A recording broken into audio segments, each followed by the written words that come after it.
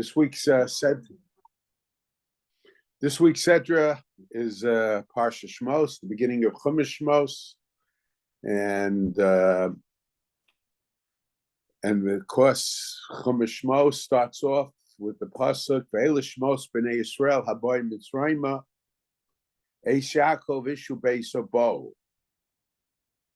So the Torah tells us these are the names of the sons of Yisrael who are coming to Egypt.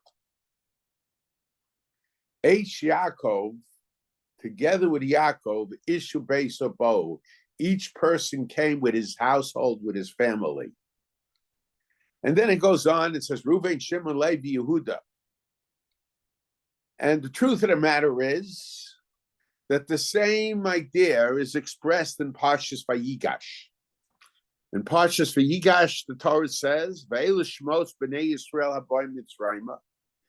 These are the names of the sons of Israel who are coming down to Egypt. Yaakov Avanav, Yaakov and his sons. Bechor Yaakov Reuven, and then it lists all the children of Reuven, and then it lists all the children of Shimon, etc., etc. So our Seder is really an abbreviated form of the count of the Jewish people going down to Egypt. Shemos. In Vayigash, it's not in an abbreviated form, but it lists each of the sons of Yaakov and their children. Whereas in Shemos, just the sons of Yaakov are listed, and the total amount of people who entered Egypt is listed at 70, just as it is in Parshas Vayigash. So, from a general perspective, even though in details, there is a difference between the way it's written in our Sedra, meaning Parshas Shemos, from the way it's written in Parshas Vayigash. Nevertheless, from a general perspective, it's a repeat. It's repeating the same thing. These are the names of those who went down to Egypt, and the number of people went down is listed as 70. Why it's 70? Okay, that's a separate question. But it's listed as 70. So all the Mefarshim, all the commentaries on the Torah are troubled. Why was it necessary for Shemos to begin by repeating the count that was made at the end of Chumash Bereshis in Parshas Vayigash? And the famous explanation of Rashi, of course, there are other explanations, the Ramban, the Ibn Ezra, the Rashbam, all kinds of explanations are offered. But Rashi's explanation, which is based on the Medrash Rabbah, is Apal Pi Shemona B'chayehem. Even though the names of the children of Israel were counted in their lives, he counts them again in their death.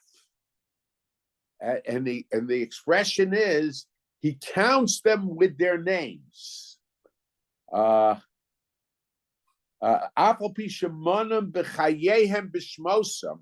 though he counted them with their names while they were alive in Parshas Vayigash, Parshas Shemos, which is talking after the death of the generation of the sons of Yaakov that went down to Egypt, nevertheless, he counts them with their names. Now, what's the idea, the emphasis of counting them with their names? What's the emphasis on counting them with their names? And this is a question, on one hand, it's a question in Chumash Shemos. On the other hand, it's also a question in Chumash Vayigash. In contrary to Vayigash, it might be even more of a question. Because in Vayigash, we list not only the sons of Yaakov, but the grandchildren of Yaakov, the grandsons of Yaakov, are also listed. So why is it? So why is it? What's the significance? There seems to be an emphasis on counting them by their names. Rashi says, "Mana b'chayim b'shmosam," with their names, and it's compared to stars also. That Hakadosh Baruch Hu brings out the stars and takes away the stars with their names and by count also. But what's the significance of the idea of names versus count? And I think that the idea, when we talk about counting, there are so many people. We're talking about a group. We're looking at it from the perspective of a group. But when you talk about names, you're not talking about them just as a group, but you're talking about them as individuals. And when it comes to the Jewish people, we have to have a double perspective. We have to see them on one hand as a nation that has so many people, starts off with 70 going down to Egypt. And ultimately, when they leave Egypt, we're dealing with a nation of 600,000 people. So names, when we talk about numbers of people, we're focusing on them as a group, not so much as individuals. However, when you refer to them by their names, you're focusing on them as individuals, giving significance to their individual identity. And it's interesting, when Yaakov Avinu called his sons shortly before his death to tell them what is going to take place, B'achris Hayamim, what is going to be their destiny, what they're going to encounter, and also to praise them,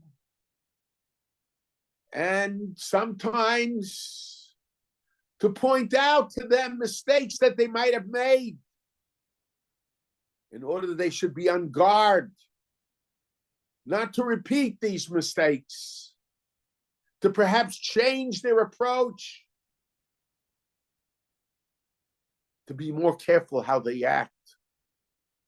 He uses two expressions.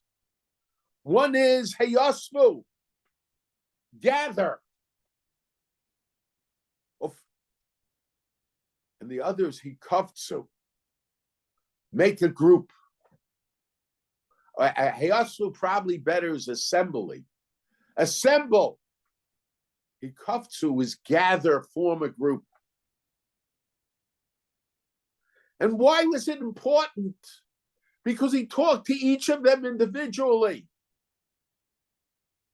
Why is it important that they assemble and they gather and form a group?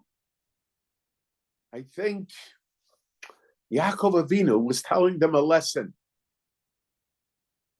for the future. And I've mentioned this before, that what happens to one Jew, what happens to one community, affects the other communities. During World War II, as Hitler Yamach Shemo, as the Nazis, Yamach Shemam, we're going from country to country. People knew of the atrocities that were committed in the earlier countries. They perhaps did not know the full extent, but for some reason, there was this attitude, it couldn't happen here.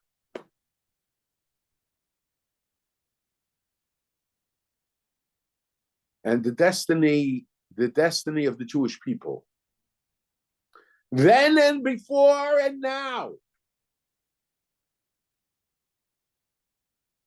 proves the very reverse.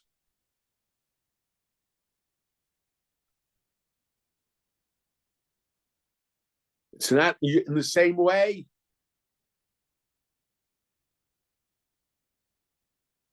We know Hamas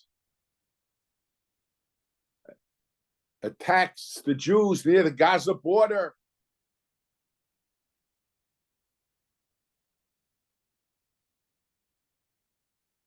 They commit such atrocities. And what is the reaction of the world?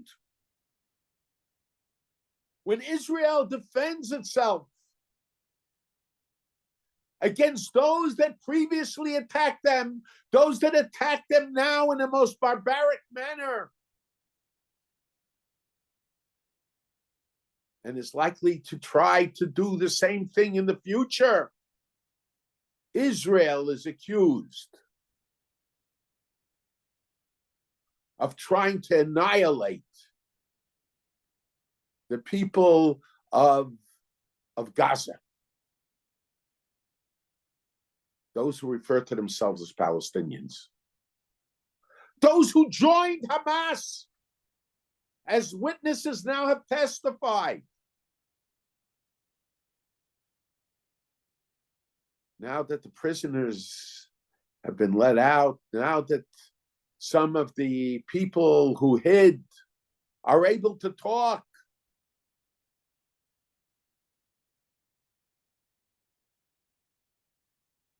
did anybody ever hear of such nonsense? That when the soldiers of a certain country attacked another country, it wasn't the other country, it was just their soldiers. But the world is looking for excuses to accuse the Jewish people of the atrocities that they did against the Jewish people.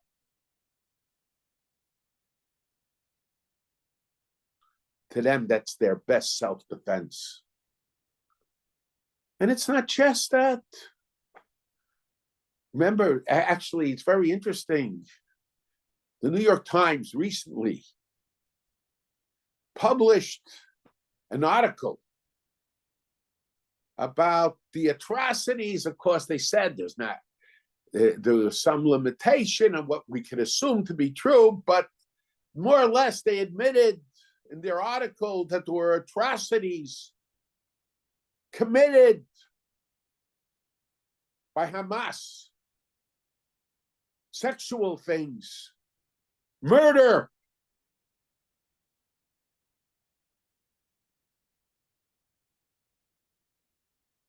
And they researched it, and they pointed out what they know for sure and what they don't know for sure. But shortly after Israel went in self-defense to make sure that the Hamas is no longer able to do these same things again, and Hamas sent a rocket that went off in the courtyard of a hospital.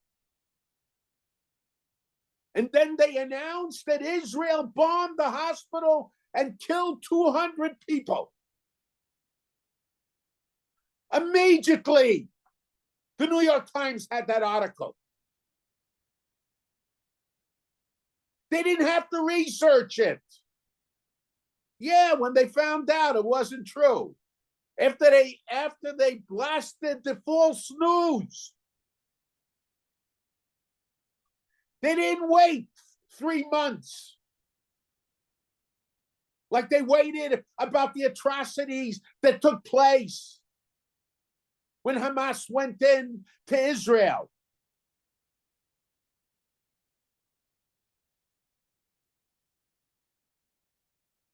And as many have pointed out, the New York Times was following its tradition.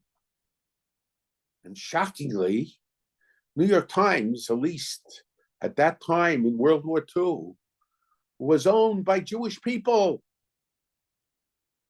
And they interviewed Hitler, Yamach Shemo.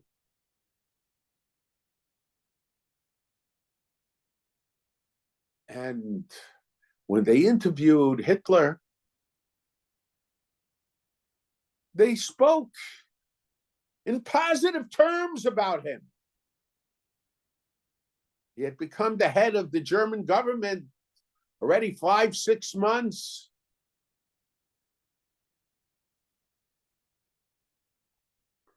So the New York Times was following its tradition. And of course, when the New York Times says something, that's considered authoritative.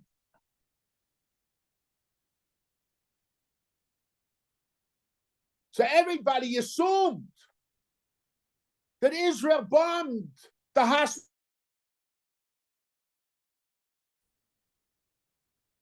Why weren't they so careful? Like they were in reporting about the people that were killed in a barbaric fashion by the Hamas.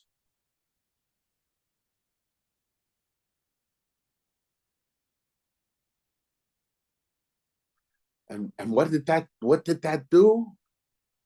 That roused up the college campuses.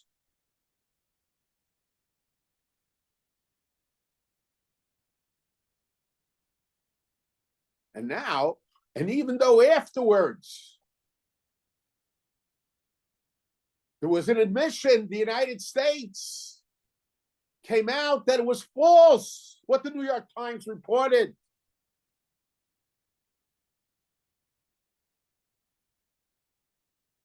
And more than that, Israel released tapes of telephone calls among the leaders of Hamas in which they said it was their bomb. Of course, that didn't stop one Congress lady in the Democratic Party from persisting and saying that Israel bombed the hospital, from saying that 200 people were killed with the bomb that Israel supposedly sent when the bomb didn't even touch the hospital. It was in the courtyard of the hospital.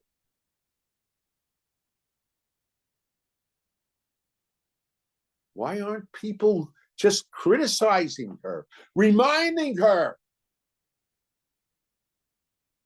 And when they asked her shortly about the atrocities, shortly afterwards, what do you say about cutting off the heads of babies?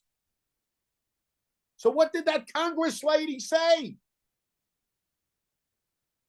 She said nothing. She refused to answer the question.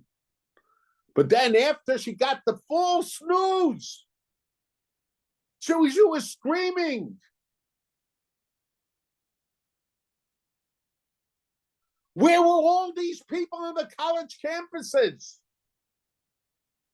when Jewish children were killed?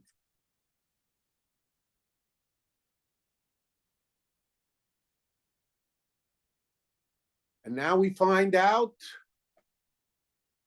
that Jewish students on the college campuses are scared. They have to hide in their rooms.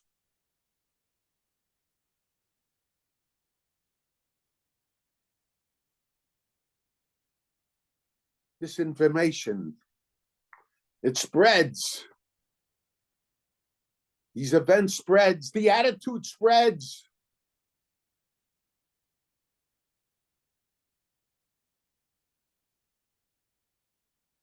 And there are stupid and foolish Jews that go around and say, oh, Trump, and I'm not endorsing any candidates now. He's like Hitler. Of course. He attends the Shabbos dinner of his daughter at times. But but what did they say about the president of Harvard University? As I mentioned last week, they don't say she's like Hitler. Even when she's asked about statements that seem to call for the annihilation of Jewish people in the United States. It depends on the context.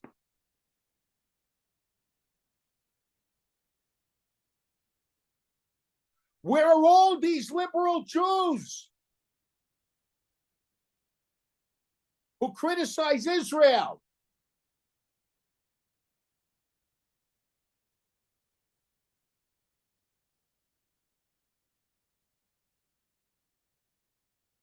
The capos among us.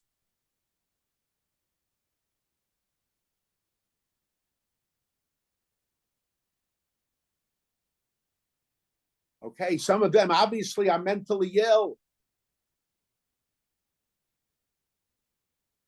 But some of them just have a servile perspective to the left wing. It's okay to be liberal.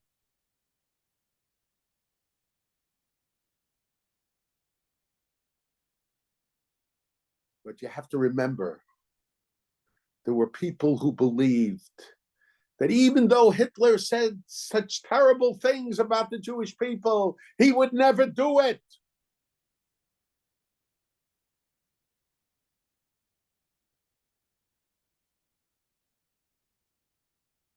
I think we have some stupid people also.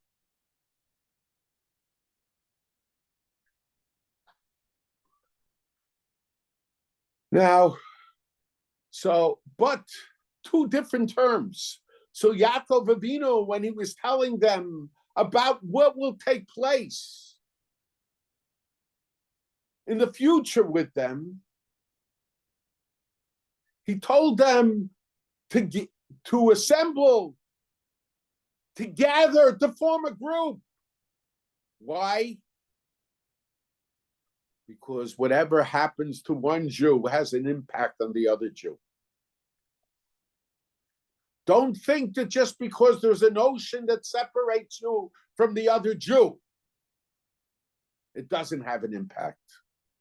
When they know that they can get away, that they will draw the support of the world against the Jewish people. They do it. They'll do it. They don't care.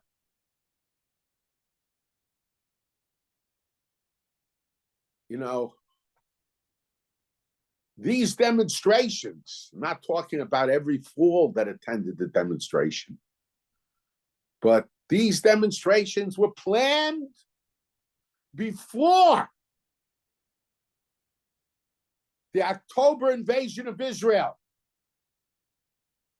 They were counting on this. Those people in the college campuses, including the Jews and including those who wear Hasidic garb. And of course, I'm not chas v'shalom trying to identify the other Chassidim with them. Those who call themselves the Torah Karta.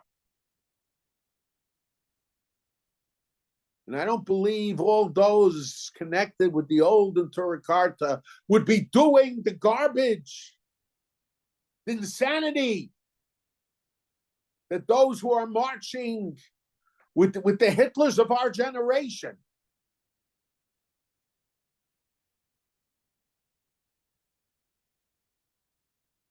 But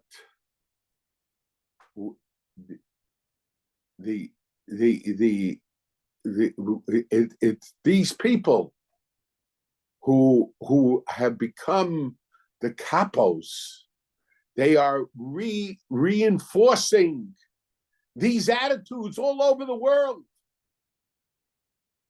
and their hands are stained, not only with the blood of the Jews who have been killed, but their hands are stained with the blood of Jews who might be killed in the future because of the attitude that's being created now. And I don't want to say it, but it could be that their hands will be stained with their own blood as well, as many foolish Jews in Europe found out.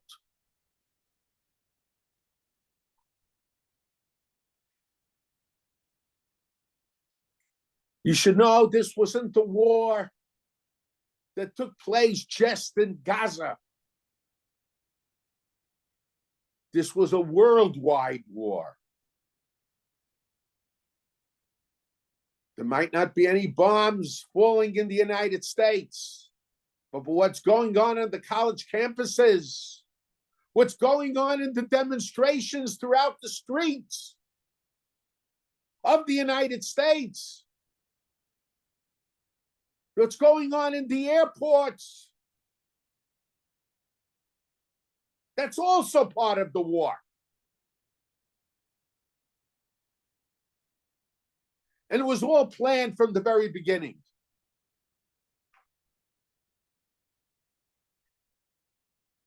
I mentioned my uncles thought,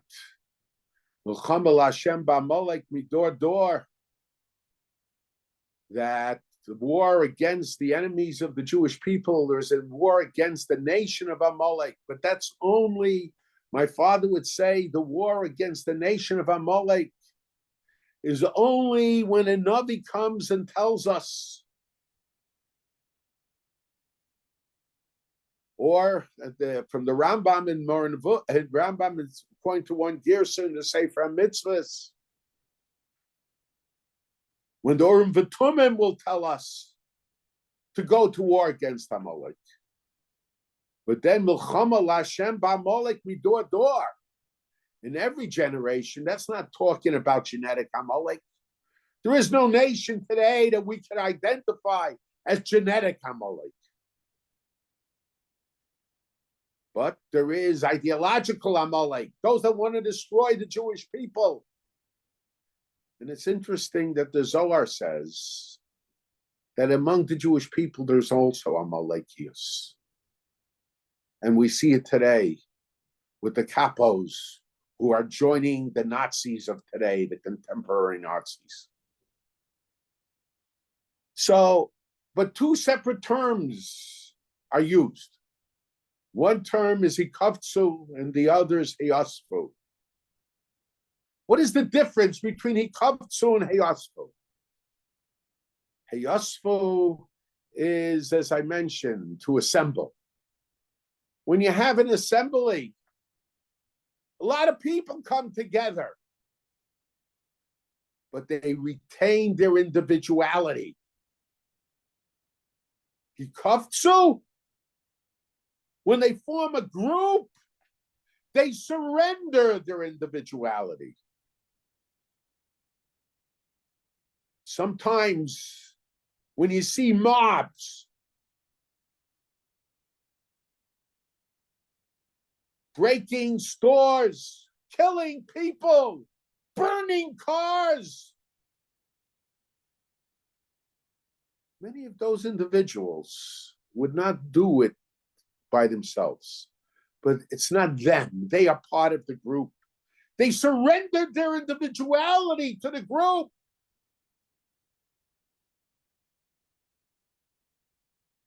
Unfortunately, to a certain degree,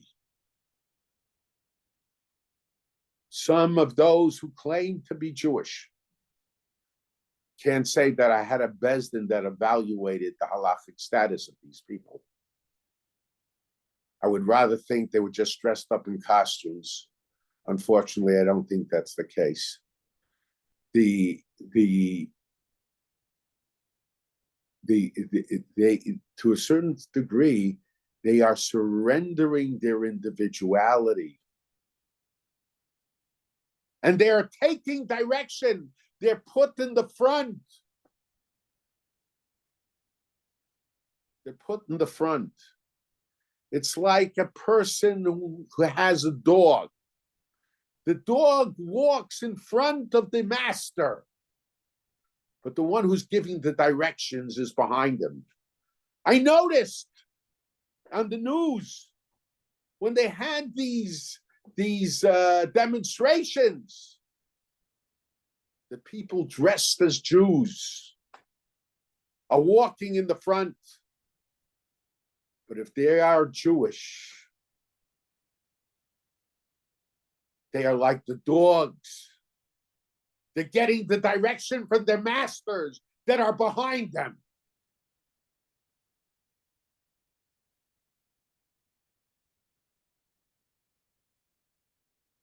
Perhaps that's an additional meaning in Pnei Hador to Pnei HaKelev.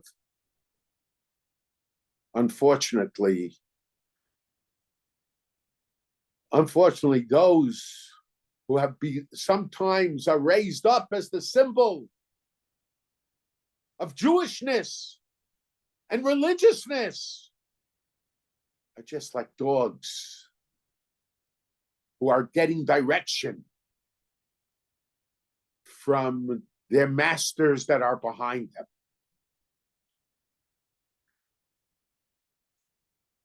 Now, so what's the difference?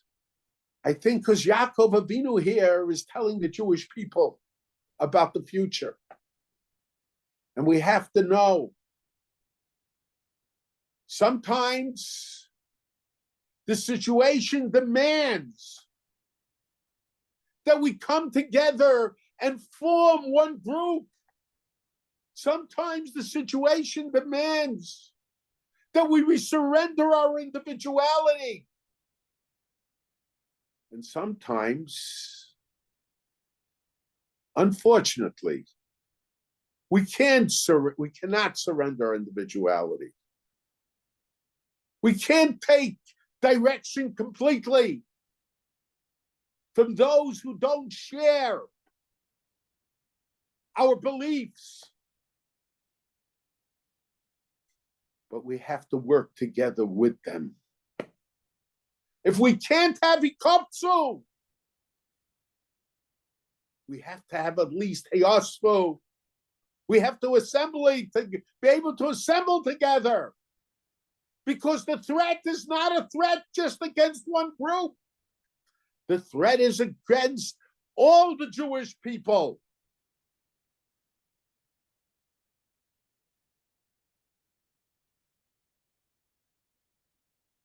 Shemos, that's retaining our individuality. We have to retain our individuality. There are times when we have to surrender our individuality. In the army, you have to surrender your individuality.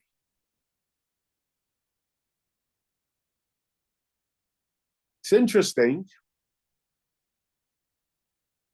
the halacha is that you cannot count women for a minyan. But a woman has a mitzvah of davening together with the minyan. She's not part of the minyan, but she davens together with the minyan. Why is it that way?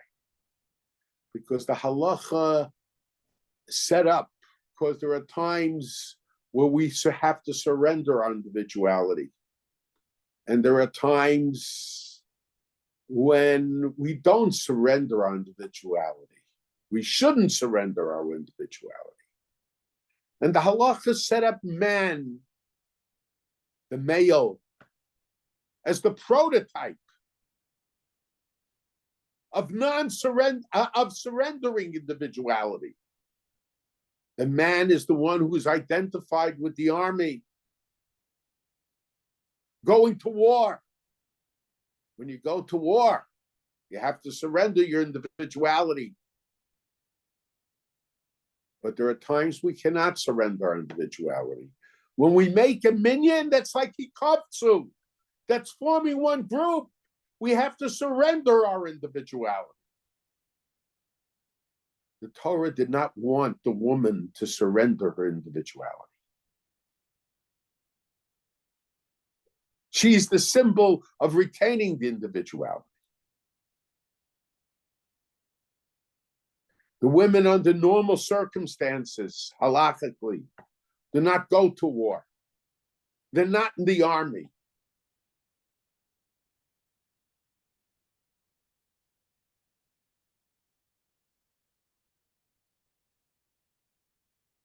And it's very interesting. There is a machlokes achronim about whether the Ezras Noshim, the section in the shul where the women stand or sit during davening, whether it has Kedusha space hakneses or it doesn't have Kedusha space hakneses. The simple explanation for it is that the Aron Kodesh is not in the women's section. And it could be that in order, a person could suggest, you don't have to suggest that, but a person might suggest that in order to have the sanctity of the synagogue, the full sanctity of the synagogue, you need the Aron Kodesh there. But if there's a separate area with a mechitza, that the Aron Kodesh is not there, it doesn't have the sanctity of the synagogue. But I think we could suggest an alternative explanation. Women do not, halachically, in regard to the minyan, do not surrender their individuality. They are not part of the minyan. They daven with the minyan.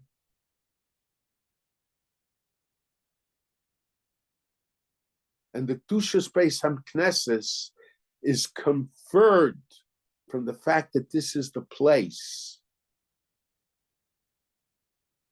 that Kedusha space haknesses is conferred from the fact that this is the place where the minyan davens, where the people surrender their individuality. In the old days, today, there are no rules anymore about genders. And it's getting worse and worse. But in the old days, if you went to a wedding and two women wore the same dress, Hashem Yerachem, it was considered, I don't know, people would get very, very upset. Because that's the nature of individuality. But on the men's side, of course, that's also changing now. On the men's side, pretty much, depending on the group, obviously, if you had Chassidim, everybody would wear a kapota or a bekisha or whatever it might be. But if you were dealing with the modern crowd, in the old days, everybody wore a suit. There was no concern that two people would wear the same color suit. I remember Rav Aaron Felder, Zatzal, was the head of the Bezdin in Philadelphia, was one of Rav Moshe Feinstein's closest Talmidim. So there was a discussion about someone wearing a black jacket and a black pair of pants, but it wasn't part of the same suit. And he said, so Moshe said, Schwarz is Schwarz. It doesn't make a difference. It's all the same thing. Today, of course, everybody wants to buy some special suits, some special this, special that. That's all part of the changing trends of society. But the way things used to be, men didn't care how they were dressed, whether another man wore the same suit, the same color suit, or didn't wear the same color suit, the same color tie or not the same color tie. And with women, that was an issue at one time. Women were identified with individuality, whereas men are certainly halachically, not in regard to the suit, are called to surrender their individuality. So this is the Shemos that represents the individuality. That individuality, but numbers that represents them as a community, as a nation, as a group. Now, I want to suggest that I want to suggest my own shot. I've mentioned it before, but to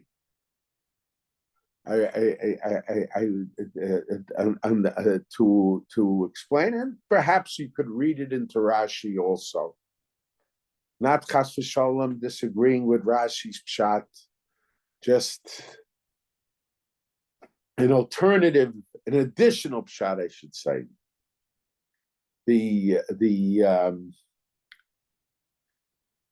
Now we take a look at Parshas Shemos and compare it with Parshas Vayigash, the counting of the Jewish people in both Parshios of going down to Egypt. It's very interesting. There are differences. First of all, in Parshas Vayigash, not only the Torah tells us that ve'ela shmos b'nei Yisrael habar Mitzrayim Yaakov uvanav, Yaakov and his sons, and b'chor Yaakov Reuven ubnei. The oldest son was Reuven, and these are the sons of Reuven. And then there's the son Shimon, and these are the sons of Shimon. However, if you take a look in Parshas Shemos, there it doesn't say, Eila Shemos b'nei Yisrael, Habayim Mitzrayim, Yaakov Vanav, Yaakov and his sons. It says, Eila Shemos b'nei Yisrael, Habayim Mitzrayim, Eish Yaakov, together with Yaakov, Ishu Beis Habo. Each person came with his family. And then it doesn't list the names of the individual grandsons. It's just Reuven, Shimon, Levi, Yehuda.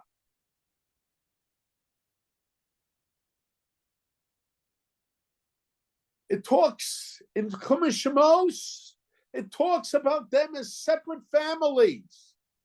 But each of their families was together with Yaakov.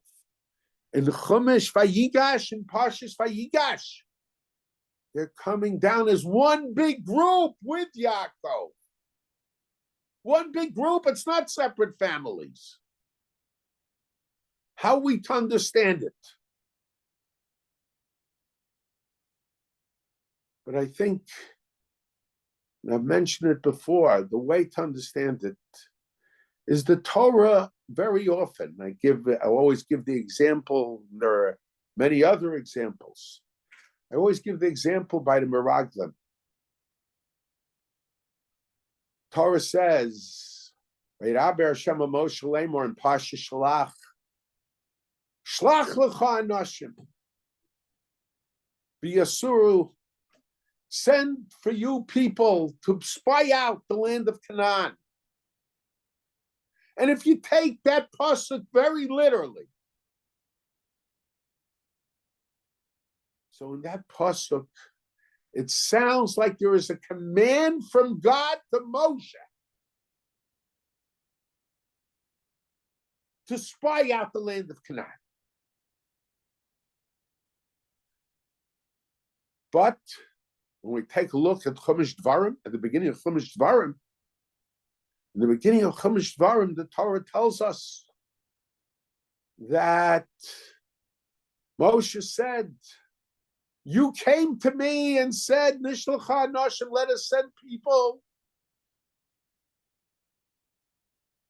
to spy out the land. And it was good in my eyes. And we sent them.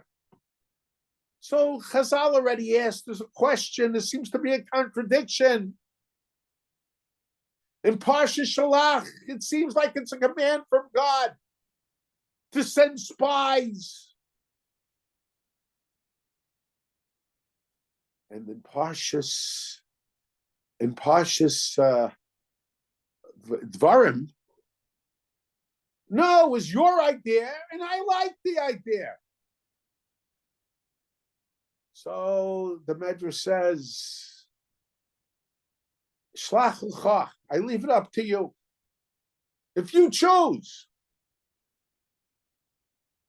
No, it's not. It wasn't the command. Okay, that's the drasha.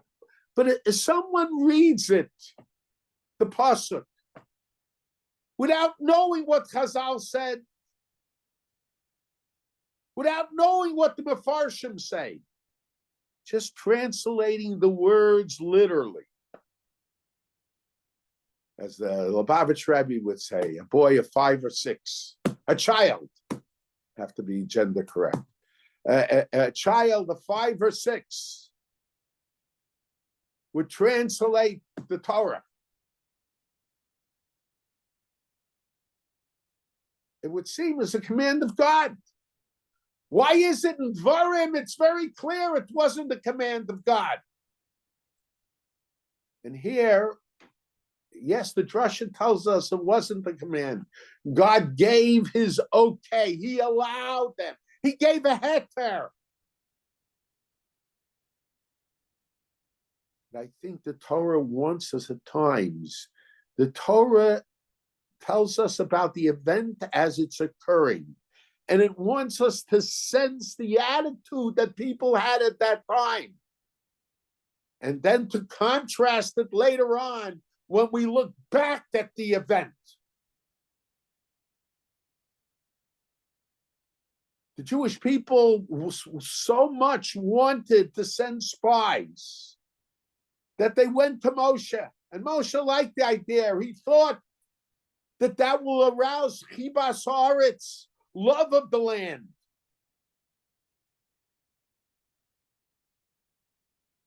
And he asked God, and God gave permission. But the Jewish people loved their idea so much that in order to give it religious fervor, they had to turn the heter into a mitzvah. Had to turn it into a mitzvah.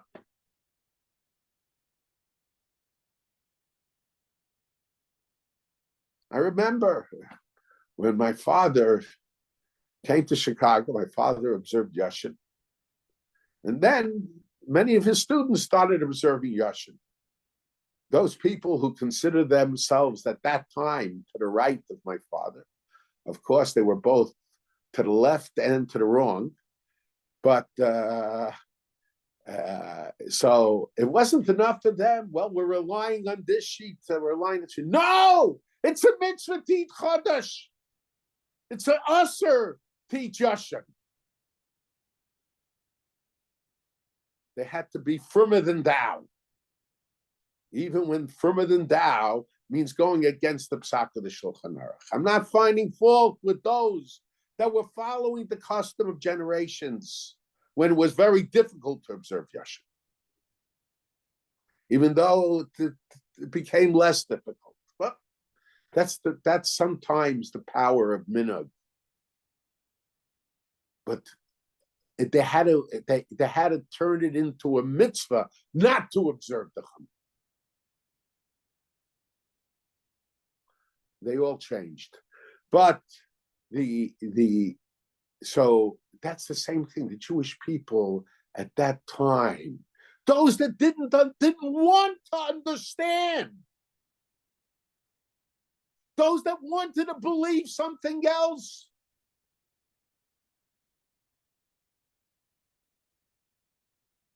So when God allowed them, it's not just that he allowed, it was a mitzvah. They went with that attitude.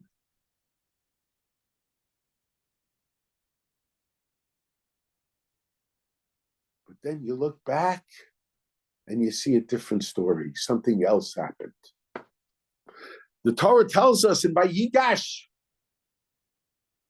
that the Pasuk says,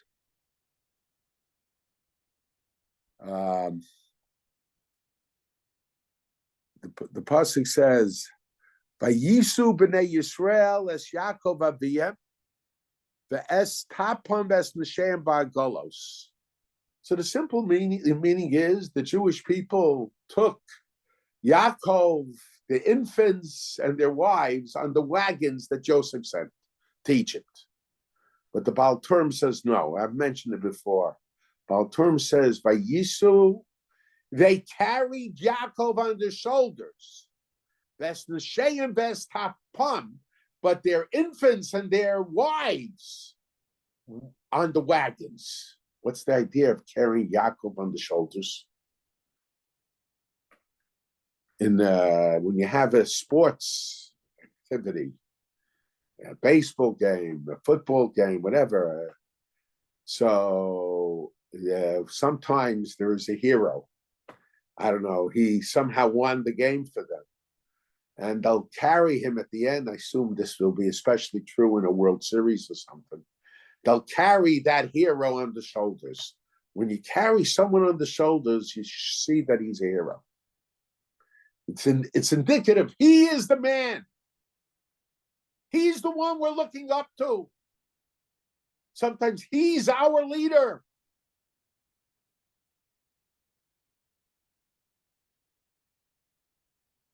It was a custom, Simchas Torah and some yeshivas.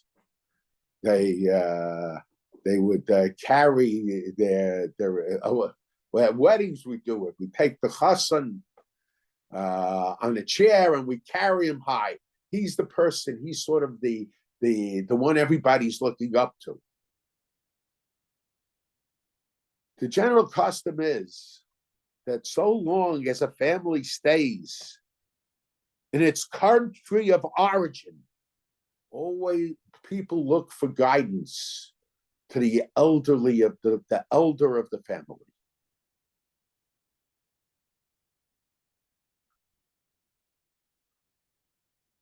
The patriarch or matriarch of the family. The one who has the most roots in the place. But when they move to another country, on the contrary, everybody goes to the youngest one. The old country, and therefore the strongest roots in these country. And they ask his advice. When the Jewish people were going down from Egypt, we know that I mentioned my uncle's pshat about why the brothers felt threatened about Yosef, because Yosef talked, he talked of them in a different society, an agricultural society. Canaan was a place of shepherds. And he talked about things changing.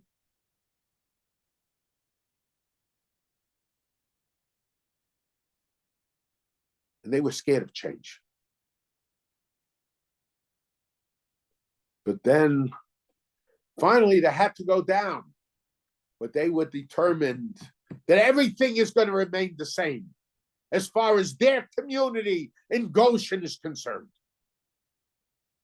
It was one family in Canaan. It'll be one family in Mitzrayim also. In Egypt also.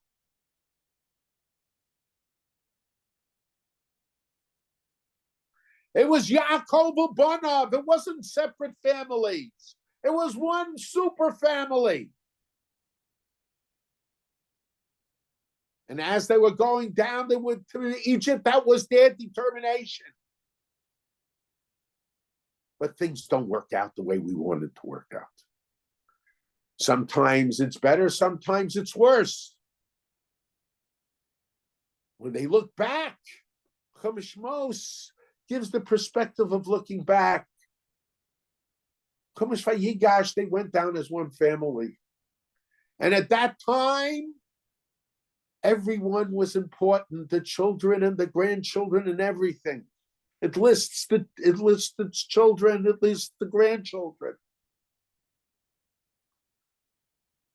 However, in Shemos, we're looking back. And when we look back in Shemos, we see a totally different perspective. They separated into different families. Ishu Beisabo. Each person came with his own family. But Eish Yaakov was a member of each and every individual family. I remember as a young boy, the shul where my uncle and my father were rabbis. For them, almost everybody, the patriarch was a European origin. And came Yontif, all their children and grandchildren would be in their house. I don't know, the Upper West Side of Manhattan, there were big apartments, but they must have been sleeping on the floor. It's impossible to imagine how so many families would be in one apartment, but they will all be going to the matriarch and patriarch's house. Today, when you look back,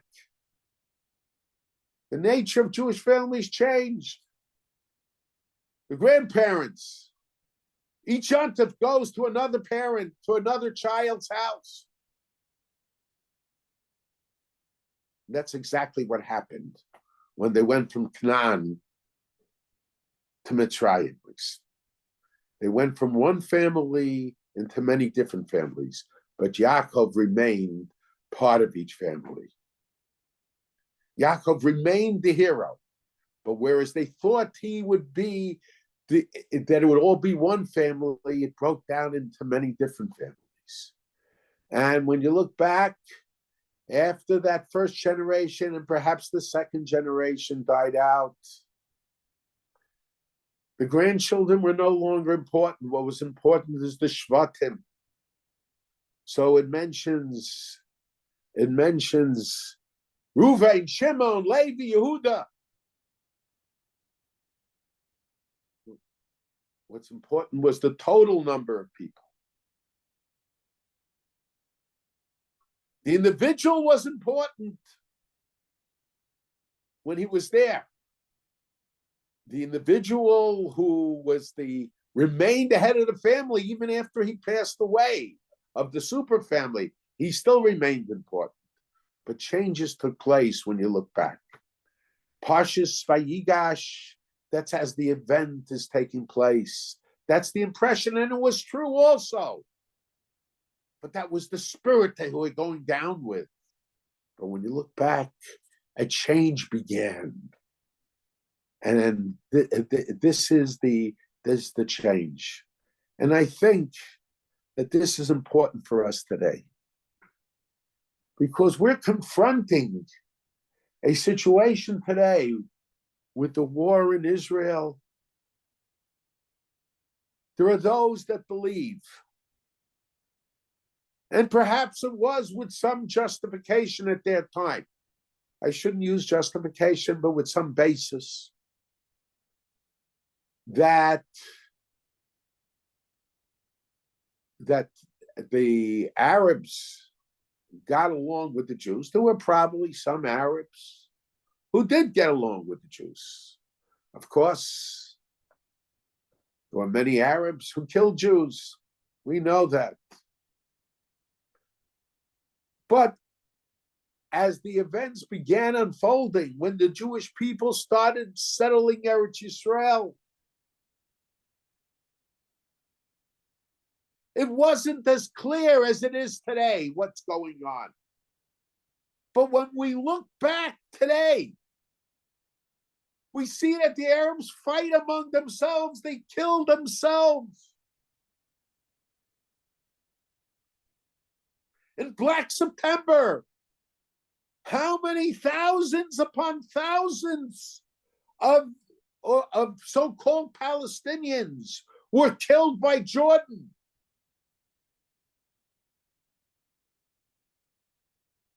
Of course, no one mentions that now.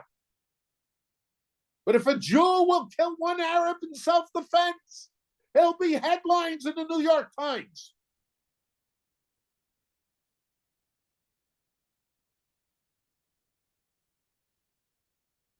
The problem I think we're facing is that some people are looking at the events from the way they viewed it years and years ago, with the situation that they perceived years and years ago. It was wrong then also. But perhaps we can understand the mistakes that were made. But when you look back and you see who you're dealing with, and there were people who only a few years ago felt that there could be peace, there could be two states, that there would be peace if we give Gaza back. And perhaps they had justification at that time to believe it.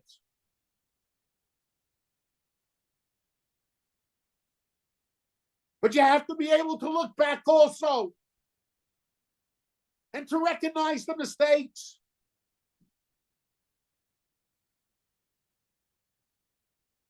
To recognize that we can't rely on barbarians.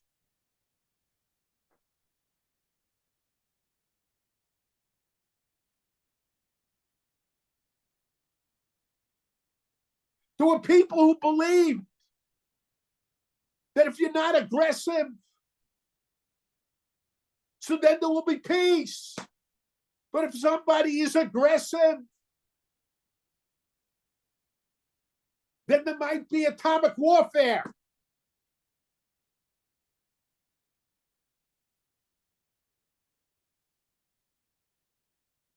The solution is not in being weak. The solution, of course, you have to be in control. But look what's happening today.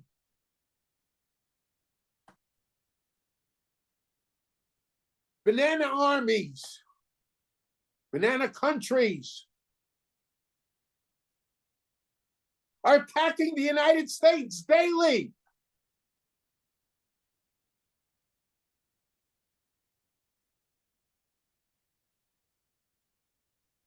Do we have more peace now in the world? Or do we have more peace when we took a strong stand? The idea that there is a red line, once they go over the red line, then we'll attack. That doesn't work if the whole floor is painted red. And there's no over the red line.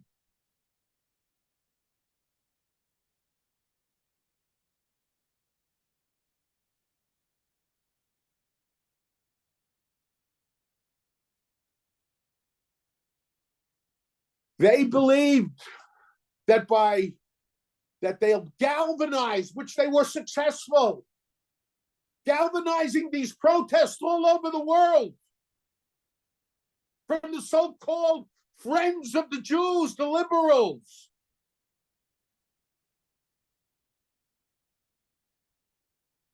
That they'll be successful. We have to show them that we're not stupid.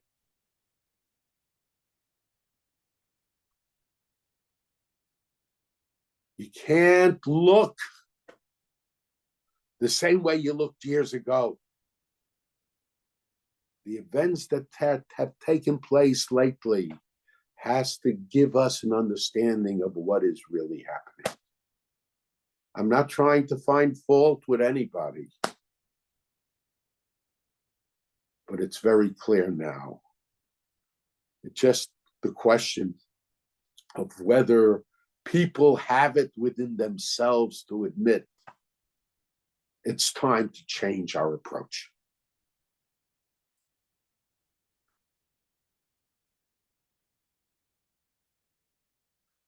Just one other point I want to make. I know it's late. And this is a positive thing. When we're looking back at the events, interestingly, we see soldiers, even sometimes without yarmulkes, dancing for Kabbalah Shabbos. There's a certain hisorus if we could galvanize that. And on the other hand, we see people who would never consider going into the army all of a sudden feel, hey, the attack on the Jews near Gaza's attack on me. And they're approaching the army. They didn't have to, but they want to.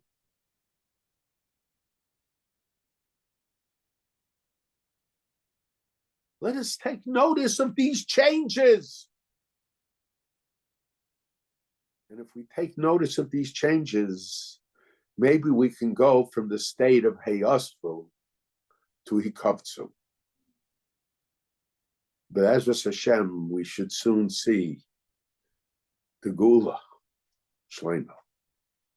Okay.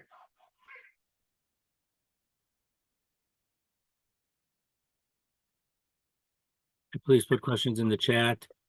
Someone's saying that nowadays in the old city, in the tunnels, they let the women daven near the closest place to Kodesh HaKodashim on Shabbos, and men can't daven there. How can this jive with Kedusha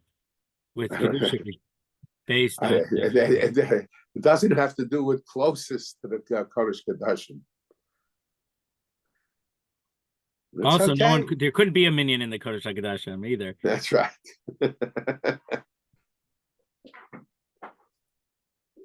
Let's see here.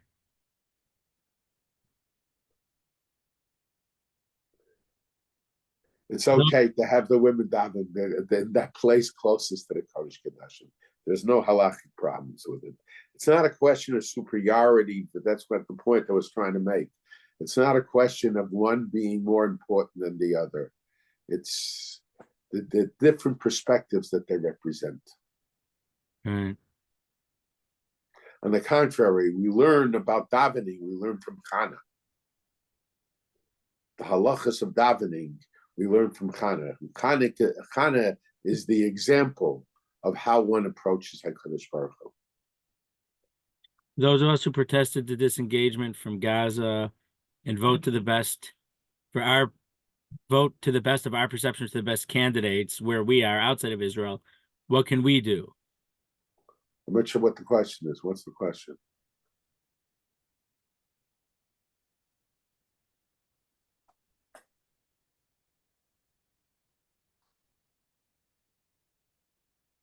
What we can do politically. Now, if the question is what we can do politically. We can vote for the candidates that we can hold the politicians responsible. We can demand to know from them exactly what they plan to do. And if they try to take both sides, we can call them out on it.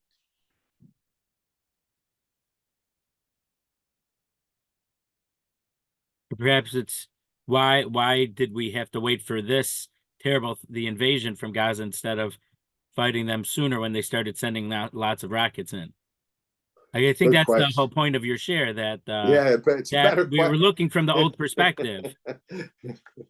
The question and my answer are based on the same approach. But some people we want something so badly that because we want to listen, everybody wants peace. I shouldn't say everybody, but the many want peace. And because of our desire to have peace, we begin to believe things in a certain manner. We don't believe that the human beings could be barbarians. And we forget the experience as time passes by. We forget the experience of World War II. And if we do remember the experiences of World War II, we say that was in the past, and mankind is much more advanced now. The advancement of mankind, the technological advancement of mankind, and the moral, so-called moral advancement of mankind is that, on the contrary, when they use it for the wrong things, it becomes much worse. My uncle would say that his professors in Berlin, I mentioned it, his professors in Berlin, they focused on ethics, but when the Nazis came to power, they became the main philosophers of the Nazi Party. Okay. So that's